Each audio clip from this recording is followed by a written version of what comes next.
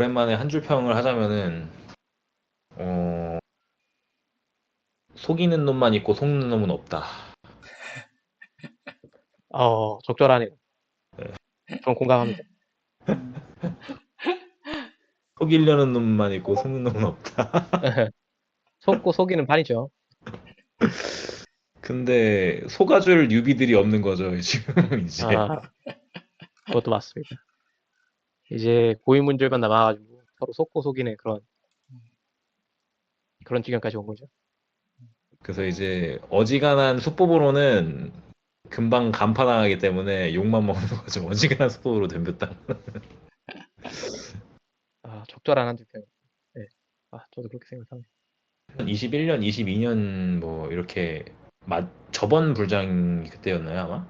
테라 터지기 전에가 한창 그 ICO 뭐지 그 VC들이 이제 토큰 미리 시드 투자해갖고 그거 밸류에이션 뻥튀기 해서 상장하면은 리테일들이 아무 생각 없이 사주는 이제 그런 아주 판타스틱한 시장이었다고 제가 들었어요. 저는 그때는 크립토 씬에 없었기 때문에 저는 잘 몰라요. 그 상황이 어땠는지는. 제가 크립토 씬 진입할 때가 딱 저번 불장 끝물에 진입을 해갖고 음, 뭐 얼마나 돈 파티가 있었는지 모르지만은 제가 이제 알게 된 사람들 중에 그 저번 불장 전에 진입한 사람들, 그러니까 뭐 2018년, 19년쯤에 크립토 시장에 들어와서 그때 막 투자 시작해서 VC 투자하고 그 다음에 이제 토큰 한 1, 2년 걸려서 런칭해서 2020년, 21년에 막 토큰 런칭에 ICO 같은 거 VC 시드로 들어가서 토큰 런칭할 때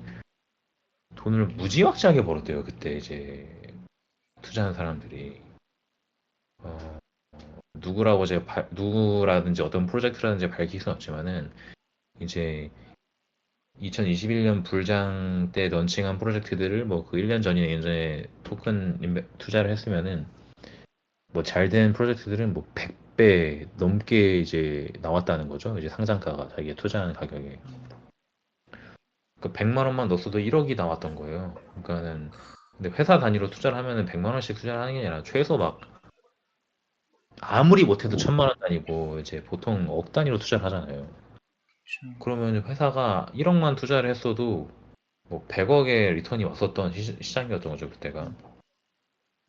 이제 다들 VC들이 돈을 그렇게 벌고 리테일들이 사줬는데 근데 그때 런칭한 토큰들이 다 그 런칭 프라이스 이상으로 갔느냐? 거의 대부분 그렇지 않거든요. 이제 락업이 다 풀 때쯤 돼서는 사실상 그 사줄 사람이 없었고 말도 안 되는 그 밸리에이션을 지탱을 못 해줬기 때문에 결국에는 이제 개미들이 손해를 많이 봤었던 거죠. 근데 이제 그때 손해본 개미들이 이제는 내 차례니까 내 거 누가 사줘 하고 이렇게 기다리고 있는데 사주로 들어올 새로운 놈들이 없다는 거예요. 그때 당한 애들이 아직도 이를 갈고 있는 거죠. 이제 새로운 애들 기다리면서.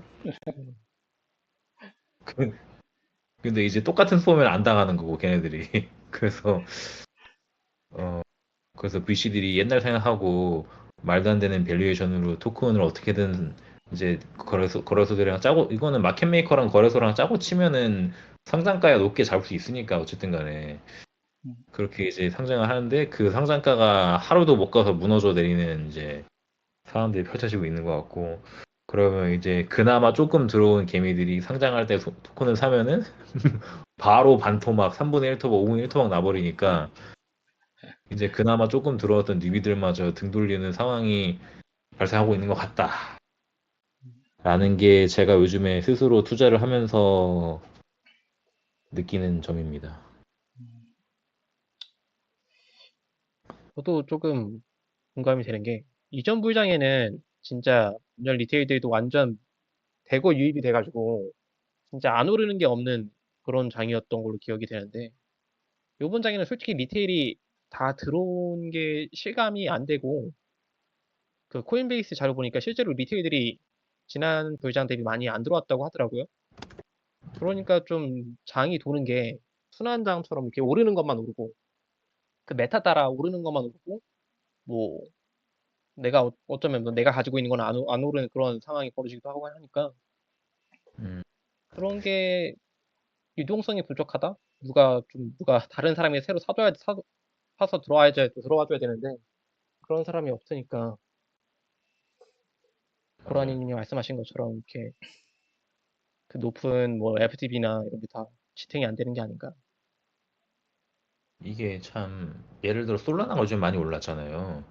근데 솔라나가 오르면서 전체 마켓캡이 막 상승했다기보다는 뭔가 다른 거 이더나 다른 거 갖고 온 애들이 있던 거 팔고 솔라나를 사는 것 같기도 하고 뭔가 다 같이 올라가는 게 아니라 하나가 오르면은 그에 대비해 다른 거는 좀 잘 못 오르거나 떨어지고 그런 추세를 좀 보는 것 같아요. 그 제가 어제랑 그저께 이더리움 ETF 발표되면서 발표는 아니지 이제 전망이 올라가면서 막 엄청 상승장이 엄청나게 왔잖아요. 하루에 막 20%씩 오르는 말도 안 되는 오랜만에 말도 안 되는 장이 왔는데 그래서 제가 김프가를 들어가 봤어요. 이제 음, 왜냐면 이게 뉴스가 터졌을 때는 미국 시간이었고 우리는 새벽 시간이었기 때문에 아직 김치들이 자고 있을 때였고 아니 김치들이 일어나면은 이제 엄청 더 사고 한 번 더 오르지 않을까 그런 기대를 했었거든요.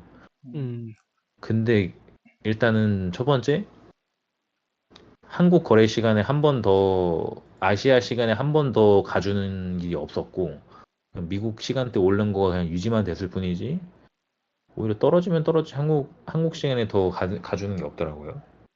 네, 그래서 김프가를 보니까 김프가 지금 역대 최저급이에요, 거의. 그쵸. 1퍼 미만입니다. 이거는 요 근래 김프가 이렇게 낮았던 적이 없었거든요, 제 기억에 막 최소 2%, 5% 이렇게 갔었는데 김프가 0.7% 막 0.5% 이렇다는 거는 거의 없다고 봐야 되는 거예요. 이거는 환율이랑 이런 거 따졌을 때. 그리고 이제 또 뭐 거래 수수료 이런 거 따졌을 때는 김프가 없다고 봐야 되는 상황이고 이거는 정말 역대급 베어리시한 상황이라고 봐야 될 것 같아요. 한국에 대표되는 게 이제 리테일들이 엄청 강력한 걸로 항상 주목을 받는데 김프가 없다는 건 리테일들이 관심이 없다는 거거든요. 이제 이더리움 ETF가 그쵸. 돼갖고 사는 거는 뭐 기관이나 그런 원래 있던 사람들이 사는 거지 새로운 리테일들이 이제 사주지 않는 것 같다. 그래서 이제 힘을 못 받고 있는 것 같다라고 참 암울한 상황을 봤습니다. 음. 근데 김프 같은 경우는, 네, 제가 좀 느낀 바로는, 이게 좀 한국 시장이 좀 늦는 것 같아요. 항상 이렇게 올라갈 때보다, 이렇게 하락할 때, 한국 시장 참여자들은 안 팔더라고요. 하락할 때, 하락할 때 막 김프가 많이 끼더라고요. 그래서 끝까지 안 그래. 팔다가, 예. 네. 그래서 지난번에도 한번 급하게 하락할 때가 있었는데, 그때 김프가 거의 10% 꼈었죠. 음, 15%? 막 이렇게 꼈어. 근데 그게 이번에 이제 상승하면서 사라진 것 같은데, 어찌됐든 그래도 전체적인 맥락은 리테일 시장이 수요가 많이 없다. 그거는 저도 동의합니다. 그러니까요. 김프 이러면 이제 한국 애들이 ETF 대건 말고는 신경을 안 쓴다는 얘기거든요. 한국 사람들이. 그게 솔직히 무슨 의미인지를 실감을 안 하는 건지 아니면은 관심이 없는 건지 애초에 어떻게 생각하세요? 한국 사람들이 이더리움 ETF에 대해서 뭔가 별로 관심이 없어 하는 것 같아요. 약간 느낌상으로. 그쵸. 비트코인 일단 완전 크립토를 모르시는 분이라면 거의 예. 비트코인만 알고 이더리움은 그냥 들어본 정도일 테니까 비트코인 ETF 됐으니까 뭐 이더리움 뭐 될 수도 있겠지 살짝 이 정도가 아닐까요? 제가 아, 그냥 감히 추측해 볼 건데. 그러니까 별로 빅딜이라고 생각을 안 할 수도 있다는 말씀이고. 그쵸. 이게 일단 첫 번째 또 아니고 음, 비트코인도 아니고 하니까 그런 느낌으로 그리고 그 한국 시장에서는 특히 비트코인 이더리움보다 다른 코인들이 유난히 인기가 많잖아요. 그래서 좀 그런 것도 있지 않을까 이런 생각도 들고. 네. 음. 아니, 제가 지금 김프가를 보고 있는데 이제 일간 거래액으로 보고 있거든요. 그랬더니 업비트에서 거래 순위가 1위 비트코인, 2위 이더리움, 3위 시바이누, 4위 도지코인. 음, 오이, 솔라나 개판이네요, 개판. 정말 개판을 할 수 있죠. 시바이누랑 도지코인이 거래량 3위, 탑3랑 포함하는 게 그리고 애증의 리플. 리플이 참 어이없는 코인인 게 이제 크립토 모르는 사람들이랑 가끔 크립토 관련해서 얘기할 일이 생기면은 특히나 제가 이제 이발하러 갔을 때 저희 이발사분들이랑 이제 스몰톡을 하다 보면은 막 아 무슨 일 하세요? 그러면 이제 뭐 코인 업계에서 일해요. 그러면 이제 아 자기 코인 있다고 하면은 굉장히 높은 확률로 리플을 가지고 계시더라고요. 리플 얘기 진짜 많이 해요, 진짜. 예. 가끔가다 이런 얘기 나와서 하면 그 얘기 꼭 나오는 것 같아. 예. 그래서 왜 이렇게 리플들을 많이 하셨는지 모르겠는데 그러게, 누가 왜 하는 사람 그랬을까요? 리플 한 거야 진짜. 저도 관련돼서 한번 글을 읽었던 것 같은데 기억이 안 나네.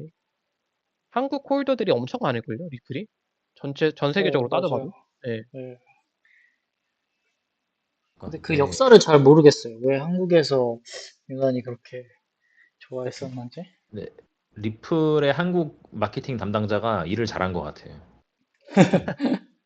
뭔가 왜냐면은 이제 항상 이제 저도 처음에 크립토 배울 때 업비트에서 사서 바이낸스 보낼 때는 아, 리플을 리플로. 써라라는 그 글이 그쵸. 항상 저도 그렇게 배웠습니다. 그러니까 현금은 리플로. 그거를 굉장히 잘한 거죠. 그게 엄청나게 좋은 마케팅을 한 거죠 이제 음, 리플에서. 아 리플의 사용 유지 케이스를 확실하게 만들어 버린 거잖아요. 그냥 음. 근데 두 분은 뭘로 보내시나요? 비트에서 보낼 때? 저는 리플로 보내긴 하는데. 아직도 리플 쓰시는군요. 네. 저는 그때 봅니다. 네? 뭐 김프나 거래량 이런 거 보고 그때 골라서 보내. 그죠. 저도 뭐, 항상 김프가 가서 김프 보고 거래 보고 그렇게 그 다음에 정하거든요. 그러면 후보가 뭐예요? 리플이랑. 일단은 비트랑 이더는 절대 아니고 네네. 그쵸. 걔네는 절대 좀 아니죠. 최근에는 솔라나로 몇 번 했었던 것 같은데 저는 아, 솔라나가 김프도 좀 괜찮고 거래량도 잘 터지니까 솔라나로 했었던 것 음, 같고. 솔라나가 수수료가 싼데 거래량이 나와주니까 좀 안전하죠 이게. 아, 그러네. 등 되게 습관적으로 리플로 보냈는데. 이게 진짜 무섭대요. First mover advantage가 엄청나게 크다고 하더라고요 이게. 예. 안심이 돼요. 그렇게 하면. 항상 됐으니까. 아 리플로 그쵸. 보내면 안심이 돼요? 예. 제대로 리플을 안 간 적이 없으니까. 음, 아 그죠. 그 수수료도 싸고 그 네. 리플 자체가 가격 변동이 그렇게 크지 않은 코인이잖아요 애초에. 네, 맞아요. 맞아요. 그것도 그런 있어요. 것도 시총도 있고. 무겁고 변동성이 그렇게 크지 않으니까. 예, 항상 뭐 리플이 하루 만에 10% 올랐다 이런 일은 잘 오르고 내리는 게 잘 없잖아요 거의 이게. 그렇죠.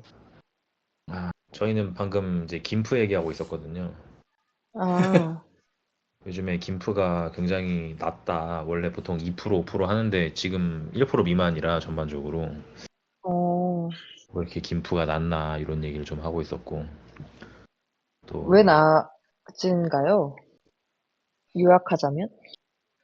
저희도 그게 의문인데 아직 이제 한국 김푸는 결국 리테일들의 성향을 좀 대변해 주다 보니 한국 리테일들이 이더리움 ETF에 대해서 별 관심이 없는 것 같다. 음, 그리고 이제 좀 몇 가지 저희가 이 의견 나온 거는 아무래도 한국 리테일들은 뭐 ETF가 뭔지 ETF 자체에 대해서 생소할 수도 있고 이미 음, 비트코인이 ETF가 됐는데 그럼 이더리움도 당연히 되는 거 아니야? 이게 뭐가 빅딜이지? 이렇게 생각할 수도 있고 음, 뭔가 이제 우리는 그렇군요. 비트코인이나 이더리움을 어떻게 다루고 막 뭐가 이제 어쩌고 저쩌고 막 이렇게 따지고 드는데 일반 리테일 진짜, 입장에서는 그게 그거라고 생각할 수도 있다는 거죠. 진짜, 그러네요. 그거 있잖아요. 그 블록체인 업계에 있지 않은, 크립토 업계에 있지 않은 사람들은 크립토에서 일한다 그러면은 비트코인에서 일한다 그래요. 그래서, 이게 되게 다른 얘기잖아요, 우리한테는. 비트코인에서 뭐를 빌딩한다 그러면 되게 특이한 앤데, 그러니까 많지 않은 앤데, 그래서, 누구님 뭐 비트코인 쪽에서 하신다면서요? 이렇게 하니까 그게 아니었어. 그러니까 그렇죠. 그, 이 블록체인 사람이 그냥 크립토에서 일한다는 거를 비트코인에서 약간 한다. 그렇게 해석을 하고 잘못 들은 거였어요. 그래서 말씀하신 대로 비트코인 ETF, 이더리움 ETF, 요즘 뭐 솔라나 ETF까지 얘기 나오고 있잖아요. 이거 오늘 이제 이더리움까지. 도지코인 아, ETF. 진짜 나왔어요? 아니 지금 정말로? 도지 커뮤니티에서 엄청 밀고 있어요. 도지 ETF 아, 나온다고. 진짜? 뭐 도지 홀더로서 찬성합니다. 아, 그렇군요. 그래서 관심이 없나 봐요. 김치들이 이 ETF 이슈에 대해서 전혀. 거의 역대급 낮은 김프가 발생하고 있어서. 음, 근데 이게 아예 이제 관심이 뚝 끊긴 건지 아니면 아직 안 들어온 건지 뭘까요? 상처가 너무 많았죠. 음, 상처 김치들이 상처를 많이 받았나요? 에, 상처가 너무 많았죠. 어떤 상처가 있었나요, 수진님? 뭐, 다들 뭐, 앵커 프로토콜 하면은 20% 안정적으로 준다 했는데, 뭐, 그리고 한국에서 당시에는 UST 가지고 있던 사람들이 굉장히 많았던 걸로 알고 있어요. 그죠. 그게 그렇지 않아요? 맞아요. 예. 그게 또 하락장에서 그렇게 돼가지고 그때 이미 하락이 좀 꽤 진행된 상태였는데 아마 UST에 앵커에 묶어두신 분들이 꽤 많았을 거예요. 네, 음. 그죠. 이제 그러니까 이거지. 뭐, 두 번 다신 사랑 안에 약간 이런 단계죠. 한국인은. 그죠. 아, 저도 되게 신기한 경험이라면 신기한 경험인데, 그저께 이제 ETF 소식이 들려서 갑자기 이더리움이 하룻밤 만에 20%가 음. 올랐잖아요.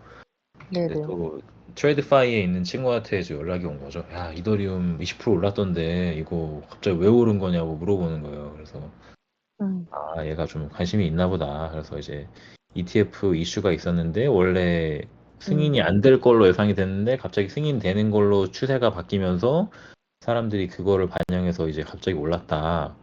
아, 음. 그러냐고. 저는 이제 얘가 이제 이더리움을 살려나 보다 했죠. 음. 근데 웬걸, 아, 그럼 이더리움 숏을 잡아야겠다 그러는 거야, 갑자기. 왜? 몰라요. 너무 그래서 급격히 아니, 올랐다고. 지금 이게 왜 숏을 잡을 상황이지 하고 이해가 안 되는데. 아, 이제 그 하이프가 끝까지 갔고 다시 떨어질 일만 남았다고 생각하나 보다.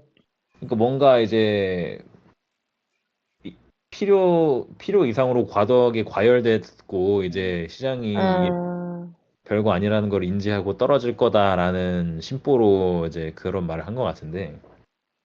실제로 비트코인 ETF 끝난 직후에도 가격이 떨어지다가 다시 오르긴 했죠. 그죠. 음. 그래갖고 단발성 이슈라고 생각을 해서 그러지 않았을까요? 음. 그 이제 하룻밤에 20%가 올랐다는 거는 네. 트레드파이 쪽 입장에서는 좀 엄청난 말도 안 되는 음. 상승이잖아요. 이게 하룻밤에 20% 올라가는 거는. 음. 음.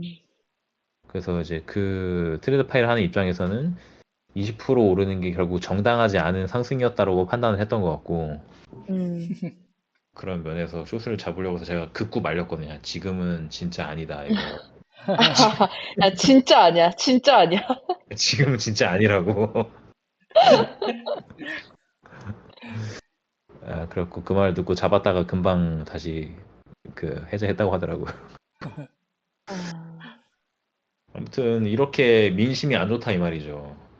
민심이 뭔가 안 좋다가 이번 빈크리스 팟캐스트의 주제이지 않았습니까? 그죠. 민심이 안 좋다. 근데 또 웃긴 게 민심이 안 좋다는 얘기 저번 주에 그 팟캐스트에다 한 다음에 이번에 네. ETF 되니까 막 소리 지르고 환호 지르고 난리 났더라고요 자기들끼리 아, 그거 잠깐 아, 보셨어요? 그거 다 봤거든요. 저도 아, 신랑 그거 봤어요. 그거 이제 얘네는 뭐라고 할까 하면서 봤는데 뭐 완전 쾌재를 부르면서 파티하더라고요. 막 야 씨 이럴 줄 알았어. 내 된다 했지. 막 이러면서 해제. 했지. 했지. 이제 우리 이제 파티 시작이다 이러면서 차트 5분에 한 번씩 계속 확인하고 몇 프로 올랐나 계속 보고. 그래서 이제 ETF가 뭔가 나오면서 안 좋은 센티먼트가 좀 사라지긴 했지만 예, 아무래도 그 팟캐스트 내용이 일리가 있더라고요. 저희 아까 다 그 수진님 오시기 전에 얘기를 좀 음, 하긴 했는데 음, 이제 간단하게 요약을 캐치업 하셔야 되니까 요약을 해드리자면은 그동안 이제 저번 불장 때 VC들이 시드 투자해갖고 리테일들한테 100배 펌핑해서 팔아먹는 걸로 재미를 많이 본 건 사실이고 이번 불장에도 똑같은 플레이를 하려고 했던 것 같은데 음, 문제는 저번 불장 때는 그거를 당해주는 뉴비들이 충분히 있었는데 이번 불장에는 속이려는 놈만 있고 속는 놈이 없다. 다 저번 불장이 이미 한 번 당했던 빠꼬미들이라서 음, 똑같은 플레이에 당하지 않고 오히려 VC를 욕하는 상황이 발생하는 것 같다. 음. 그래서 이제 뉴비가 없는 고인물들 세상이 되지 않았나. 진짜 뉴비가 없어요. 제가 작년에 사실 배어장이 한가운데였잖아요. 음, 네. 그때까지만 해도, 뭐, 뭐, 어떻게 보면은, 루나, FTX 5월, 11월, 한 대씩 맞고, 배어장 진짜 깊숙이 들어갔는데, 작년에 제가 글리치 해커톤 하면서, 그래도 뭐, 온보딩 캠프 한다고 하면서, 웹3, 뭐, 뉴비, 뭐, 이런 거 계속 열 때, 그때 사람들이 그래도, 한, 드림 플러스 거기가 꽉 차게 다 찼어요. 음, 그, 메인홀 아시죠? 한 네. 150명, 네, 네. 그러니까 등록은 한 300명 정도 했고, 실제로 막 150명 이상이 왔는데, 네. 요즘은 뭐 그렇게 사람들이 관심이 없어 하는 것 같아요. 옛날에는, 아, 이거 그래도 뭔지 알아야 될 것 같아, 라는 기대감이 있었다면, 그 일반, 리테일도 아닌 정말 그, 이제, 이 시장에 참여하고도 있지 않은 사람들 있잖아요. 관망하고 있던, 관망도 아니지. 바깥에, 버블 바깥에 있는 사람들이, 그래도 뭔지 알아야 돼라고 이제 배우려고 했었다면, 지금은 그 어텐션의 총합이 질량이 보존이 되어 있다고 했을 때 다 AI로 가고 있기 때문에 또 상대적으로 그 딜을 받쳐주는 게 음, 없고 그걸 가지고 이제 새로운 메타를 만들어내지 못한 거죠. 근데 사실 업으로만 보면은 이거는 인프라는 진짜 많이 발전하고 있다고는 생각은 들어요, 웹3가.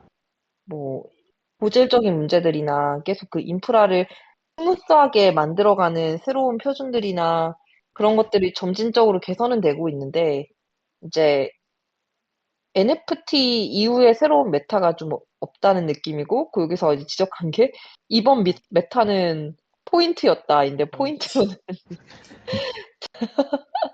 애들, 어떻게 보면 그 환상을 심어가지고 장난친 거다. 이런 거고, 저는 그 밈이 너무 재밌었거든요. 데이비드 그래서. 이제 아직 토큰 발행 안 한 레이어 2 애들이 그 알겐 레이어 얻어 터지고 있는 거 보고서는 뒤에서 마음 졸이고 있는 거 있잖아요. 근데 네. 저도 뭐 아시겠지만 저도 그 SK 싱크라고 관련된 이제 프로젝트를 하다 보니까 아, 와, 이거 이제 터지면 알겐 레이어 꼴 나면은 와, 내 사진도 어디 박제돼가지고 뭐 돌아다니는 거 아니야? 이거 걱정이 되긴 하더라고요. 음,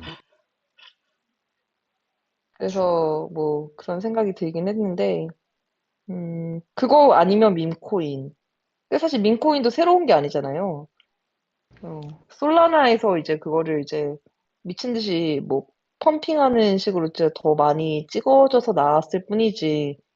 도지, 시바이누 이게 사실 2022년도, 21년도 테마였기 때문에 그것도 전혀 새롭지가 않고. 아, 근데 밈코인 얘기하니까 생각났는데 음, 지금 이제 제가 가장 집중해서 보고 있는 밈코인이 있다면은 다름 아닌 트램프랑 보덴이거든요. 지금의 트럼프의 트램프인가요? 네, 트럼프 할 때 트럼프인데 트럼프가 밈화된 게 트램프예요, 트램프. 어허허. 아, 저는 마가밖에 지금 몰랐는데 다른 것도 있었군요. 마가는 이더리움 쪽이고 솔라나에서는 트램프랑 보덴이거든요. 어, 음, 근데 지금 트램프가 올타임 하이 찍었어요. 음, 1.25불 뭐 이렇게 넘었고 지금 음, 보덴이 원래 더 잘 나갔었거든요. 근데 보덴은 지금 음, 하락세. 보덴은 많이 떨어져갖고 지금 몇 등이야? 보덴 많이 떨어서 0.3불 됐네. 원래 보덴이 0. 거의 1불 다 갔었는데 0.3불 됐고 음, 어쨌든 이제 솔라나가 굉장히 미국 커뮤니티가 강력하잖아요. 아무래도 이제 제가 알기로 미국 애들이 많이 그쵸. 쓰는 걸로 알고 있거든요. 그래서 밈도 미국 관련 밈들이 많이 나오고 그런데 이제 미국 일렉션이 11월이죠. 그래서 그쵸. 11월이 되면서 점점 폴리티컬한 정치적인 이제 토크쇼나 이런 게 엄청 많이 나올 거란 말이에요. 그래서 이제 와, 바이든도 가지고 발언 많이 할 거고 트럼프도 발언 많이 할 있으면 거고 좋겠는데? 그래갖고 지금은 일단 보덴 누가 이길지 모르니까 보덴이랑 트럼프 둘 다 사갖고 11월까지 어떻게든 갖고 있으면은 뭔가 업사이드가 많이 있지 않을까 하고 요즘에 좀 보고 매수 시기 좀 잡고 있습니다. 보덴이랑 트럼프를. 마가도 있긴 한데 마가가 사실 마켓캡은 더 높아요. 이제 트럼프보다. 근데 아무래도 음, 마가는 이더리움 쪽에 있는 거다 보니까 어, 음, 앞으로 상승 여력은 트럼프가 더 있지 않을까 하는 생각 좀 해봅니다. 음, 마가는 좀 나온 지 와, 근데, 오래됐어. 저 좀 됐죠. 마가는. 예. 와, 마가 진짜 많이 올랐다. 0.2불 1월에 0.2불 하던 게 지금 8불이네. 와. 진짜요? 예. 마가 1월에 0.2불 하던 게 지금 8불이에요. 와, 미쳤네. 그것도 이제 트럼프 주제로 한 거죠? 그죠. 트럼프를 주제로 이더리움에 만든 게 마가, 솔라나에 그 만든 게 트럼프. 메이크 예. 그죠. 그럼 메이크. 3월에, 트램프랑 보덴이랑은 가격이 역관계인가요? 뭐 꼭 그렇진 않아요. 보통 트럼프가 뭔 말 하면은 바이든도 관련 있고 하니까 이제 서로 치고받고 하기 때문에 뭐 보통 오르면 같이 올리고 떨어져도 같이 떨어지고 그렇게 하더라고요. 와, 그럼 결과 나오기 직전까지는 승률 100%네요, 둘 다 하면. 지금까지는 꽤 괜찮아요. 근데 요즘에 원래는 보덴이 훨씬 앞서고 있었거든요. 근데 지금 트럼프의 기세가 심상치 않습니다. 워낙에 요즘에 바이든이 안티 크립토 법안 이런 거 너무 밀어갖고 크립토 애들이 좀 바이든에 대한 미움이 좀 커진 것 같아요. 음. 음, 그래서 저희 다음 메타가 있다면 어떤 게 생겨야 된다고 생각하세요?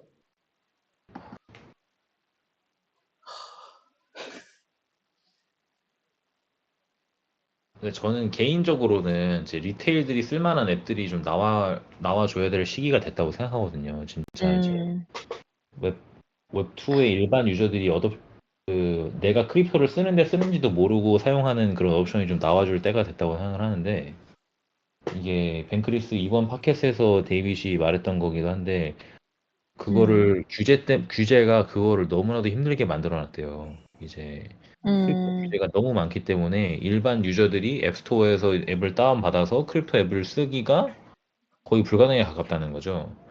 그 토큰과 음, 관련돼 있는 앱을 쓰기가. 그래서 솔라나가 자체 그 하드웨어랑 앱스토어를 만들려고 솔라나 폰을 자꾸 출시하는 거라고 보고 있는 거고 그 규제 안 받으려고. 그런 규제 음, 때문에 일반 앱을 만드는 회사 입장에서는 일반 리테일 유저들한테 다가갈 수 있는 방법이 너무 제한적이라는 거예요. 토큰을 이제 갖다가 뭐 앱에 접목시키기가 규제 때문에. 음, 그래서 음, 그런 문제가 있고 밈코인이 자꾸 나오는 이유도 밈코인이 아니다. 음, 포인트 제도가 생긴 이유도 그런 기형적인 이유에 음, 기원한다고 얘기를 하더라고요. 그래서 이제 원래 에어드랍이라는 게 미국 애들이 못 받게 돼 있잖아요.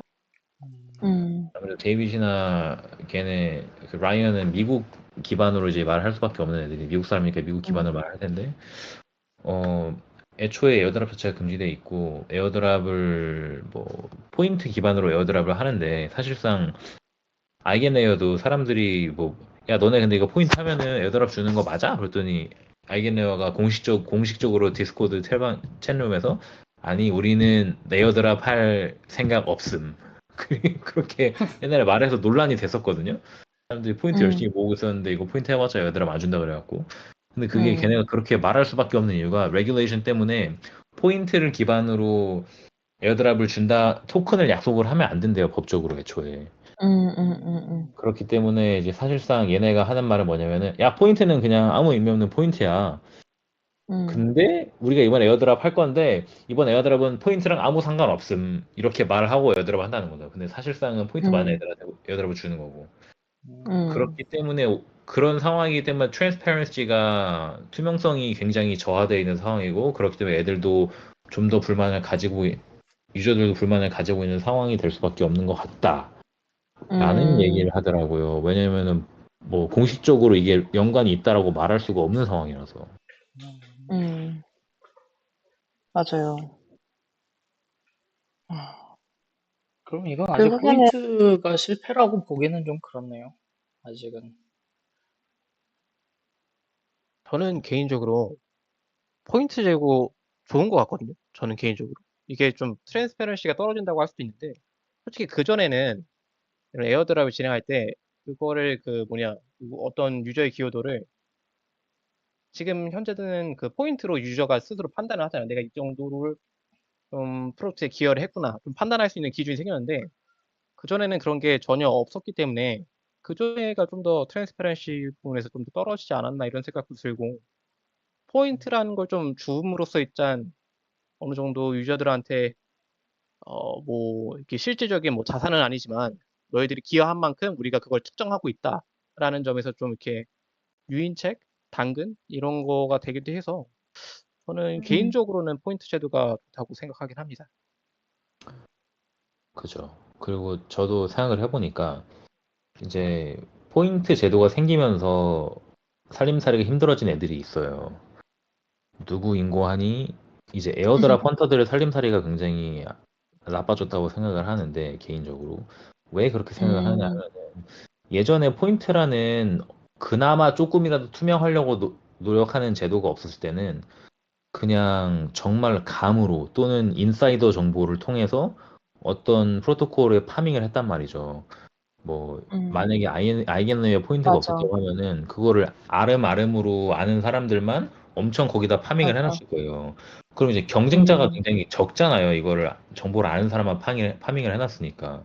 그쵸.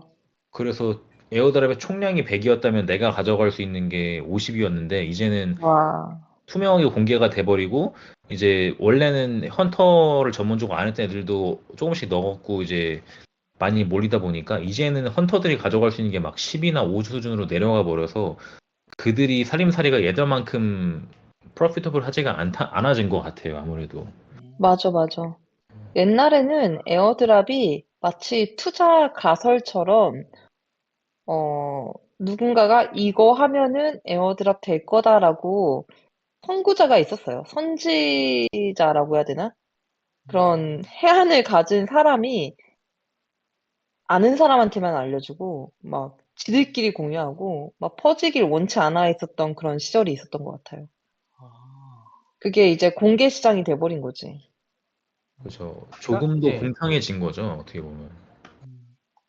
제가 기억하기로는 진짜 재작년만 해도 이게 프로젝트에서 이렇게 뭐 에어드랍 얘기를 공공연하게 안 했고 또 이렇게 그 투자자들도 에어드랍이 무조건이라는 생각을 안 했어요. 근데 요즘은 무조건이라고 음, 생각하는데 재작년만 해도 이렇게 에어드랍이 무조건 있을 거라고 생각을 안 했거든요. 이런 포인트 제도도 당연히 없었거니와. 근데 요즘 참 많이 바뀌었다는 생각도 들긴 하네. 그런 거 보면. 그리고 뭔가 포인트 제도를 통해서 에어드랍을 하는 애들이랑 포인트 제도를 아직도 포인트 제도를 안 쓰고 에어드랍 하는 애들도 꽤 있잖아요. 뭐 셀레스티아 같은 경우 포인트 안 했고 이번에 원몰 같은 것도 포인트 안 했고 그렇게 안 하는 애들이 있는데 사실 레이어 1 프로젝트 같은 경우는 그렇게 안 하는 것 같긴 해요. 왜냐면은 파밍을 시키기가 힘들기 때문에. 아니면 이제 뭐 테넷에서 활동을 많이 하면은 주기도 하는데 그래서 테넷에서 가짜 트랜잭션을 막 보는 애들도 많기도 하고 근데 포인트가 있지는 않단 말이에요. TX 하나 보낼 때마다 너 1포인트 줘 이런 게 딱히 있지는 않고 그렇기 때문에 아직 그 에어드랍 파머들이 그런 쪽으로는 많이 노리고 있는 것 같은데 이 시스템이 생김으로써 분명히 디파이 프로토콜들은 확실히 좋아진 것 같아요. 뭔가 포인트를 통해서 사용자를 파밍을 하고 그 수수료를 음, 어쨌든 간에 많이 벌어먹고 있기 때문에 음, 도움이 디파이 프로토콜 운영하는 입장에서는 굉장히 도움 많이 되는 것 같습니다. 그렇듯이. 음. 그리고 그 포인트 제도라는 게 아까 유트로님이 얘기하신 것처럼 되게 좋은 제도인 것 같고, 이 웹3라는 게 예전에는 그러니까 프로젝트 팀, 뭐 스타트업이라고 했을 때 유저랑 나누는 게 전혀 없었는데, 지금은 토큰에 어쨌든 뭐 50% 정도를 커뮤니티 물량으로 할당을 하잖아요. 그 중에서 뭐 에어드랍은 한 12%? 초기에? 그 정도 할당을 하는데, 예, 같이 나누는 부분이 있고, 그게 사실 웹3적인 생각이기 때문에, 이게 뭔가 좀 숙제처럼 좀 매력적이지 않게 흘러가는 부분도 없지 않아 있긴 하지만, 순기능인, 맞다고는 생각을 해요. 그래서, 이제, 근데 그게, 이거 자체가 메타인 거는 좀 아닌 것 같고, 아까 고라니님이 얘기한 것처럼, 그 NFT 나왔을 때 그 사람들이 모두 다 그 설레게 하는 그 느낌의 그 새로운 뭔가 개념이 나와야 될 것 같은데 지금 좀 에어드랍은 쌀먹의 다른 말인 것 같아가지고 설레지는 않는 것 같아요. 그죠. 이거는 그냥 마케팅 기법일 뿐이라고 생각을 해요. 포인트는 그냥 이제 음, 디파이 프로토콜이 음. 쓰는 마케팅 기법이고 신기술이 나온 건 아니죠, 확실히. 사실 다오가 원래 NFT 다음에 그 넥스트 메타였는데 전혀 어떤 기대치를 충족하지 않고 그냥 비영리 집단 같이 비영리 단체 활동처럼 약간 사라져버린 것 같아요. 다오도 한참 떠오르는 키워드일 때가 있었는데 그렇게 그쵸. 됐네요. 그러니까 다오가 참 잘 쓰면 잘 될 것 같은데 음, 아무래도 그 돈이랑 연관이 좀 쉽지 않은 것 같아요. 돈이랑 연관이 돼야 되는데 음, 다오로 돈 벌기가 쉽지 않잖아요.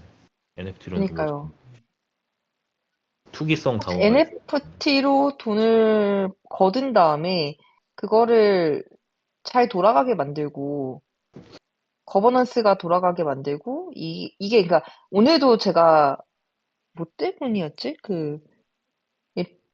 NFT 얘기가 어쩌다 나와서 저는 늘 하는 얘기가 와 2021년에 2022년에 내가 사람들이 다 이제 그 유행처럼 NFT를 하나씩 찍어낼 때 그거를 하지 않았던 나를 칭찬한다. 그때 내가 그거를 찍어냈으면 지금도 디스코드에서 걔네들 홀더들의 화를 달래주거나 아니면은 이제 달래주다가 못 막아가지고 그냥 스캐머인 것을 인정해버려야 되는 그런 상황이 나의 인생에 오지 않았던 게 너무 다행이다. 이렇게 생각을 하고 있거든요.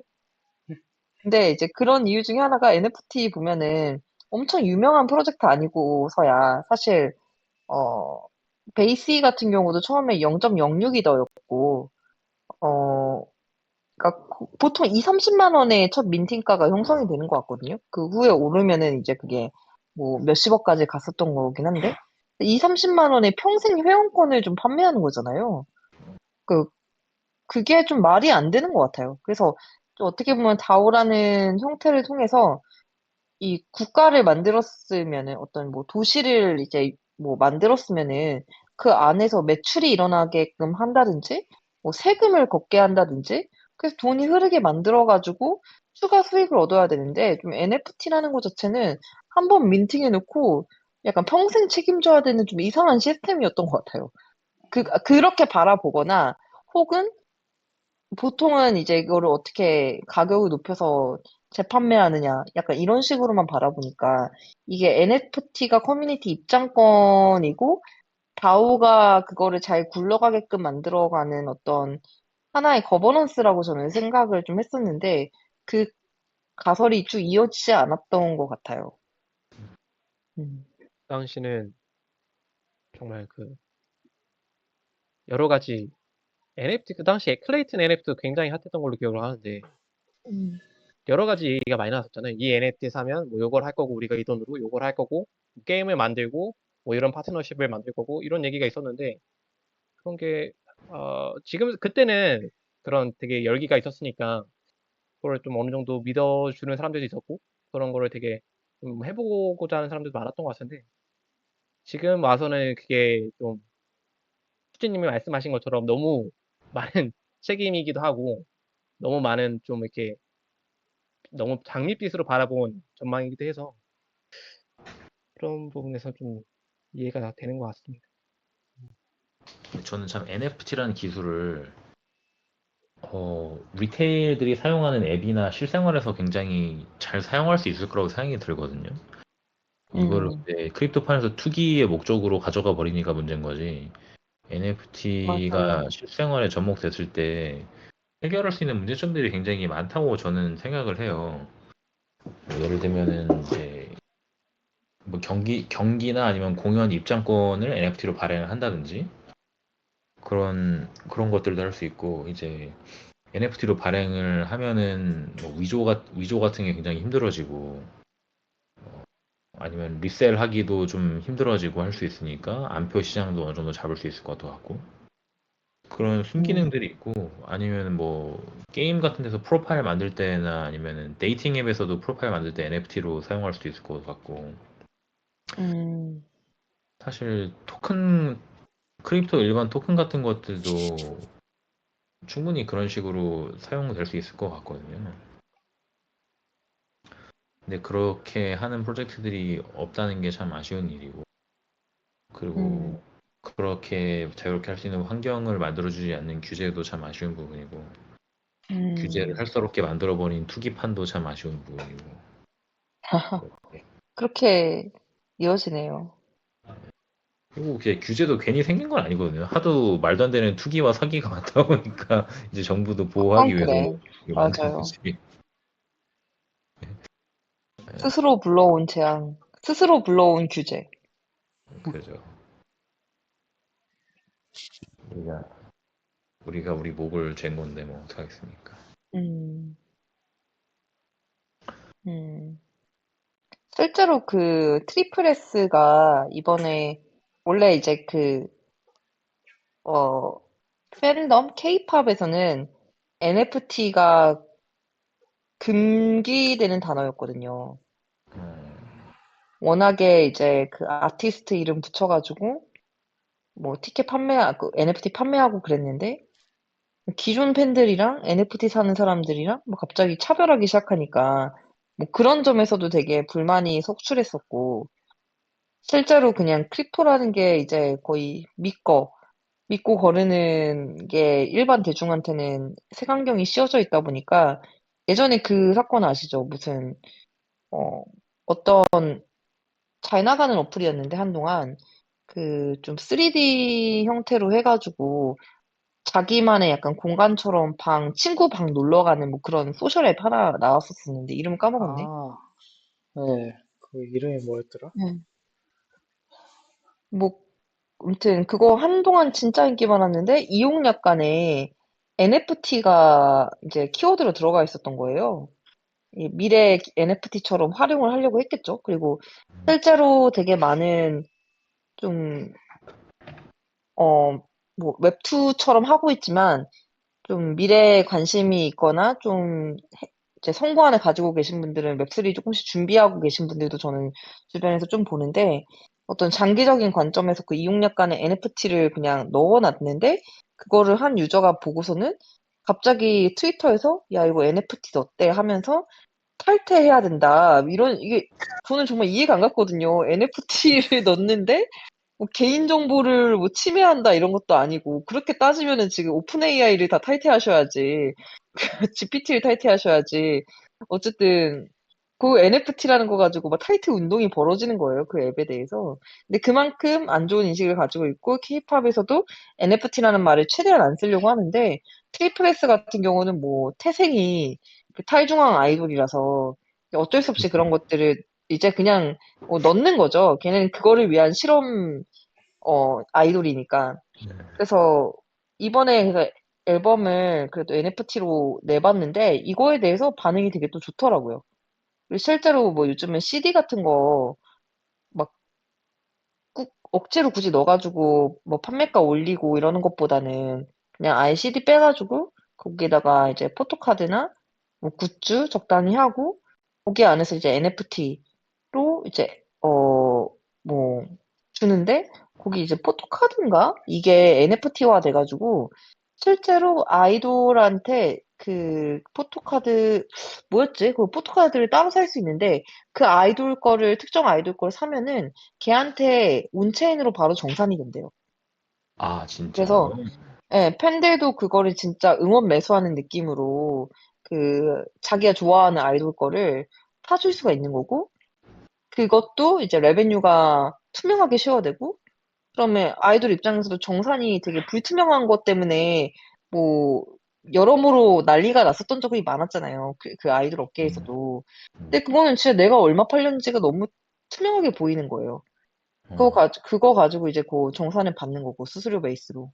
음, 그래서 이런 부분에 있어서 확실히 저는 크립토가 해결해 줄 수 있는 부분이, 여러 가지 문제가 있겠지만, 저는 워낙에 이제 좀 더 크리에이터 이코노미나 일반 유저 관점에서 봤을 때는 정산. 솔직히 유튜브가 이거 조회수 얼마라고 말하는데, 그걸 어떻게 믿어요? 사실 정산 적게 해주고 싶어가지고 적게 말할 수도 있는 거잖아요. 음, 근데 틱톡은 실제로 그리고 굉장히 그거를 부풀려서 얘기한다라고 하면서 광고업계에서 그렇게 믿질 않는데요. 그들이 얘기하는 조회수를. 근데 이제 음, 그게 이제 퍼블릭 장부로 남아있으니까 정산 문제에 대해서 굉장히 깔끔할 수 있다는 부분. 그 다음에 결제가 꼭 해외에 그 기존에 있는 카드 시스템이나 은행이랑 연결되지 않아도 물론 크립토 온보딩이 아직까지 많이 되진 않아가지고, 제한적이긴 하지만, 진짜 내가 영세 아이돌이거나 영세 그냥 크리에이터라도 전 세계 어디서나 그냥 그 입금을 받을 수 있는 거잖아요. 그런 영세 부분도, 아이돌이라는 말이 되게 웃기네. 그러니까, 그쵸. 해외까지 판로를 개척해 줄 수 있는 소속사의 백을 가지고 있지 못한 아이돌이라도 굿즈를 사주거나 NFT는 사줄 수 있다는 거죠. 해외 팬들이. 그죠. 음, 저희가 진짜 가끔씩 망각하는 게 크립토의 가장 파괴적인 면은 전 세계가 커넥트 되어 있는 국제 금융이라는 점인데 그거를 가끔씩 망각할 때가 있는 것 같네요. 그게 참 엄청난 자산이거든요. 우리가 뭐 저, 이제 해외 송금 같은 거 할 때 얼마나 어려워요.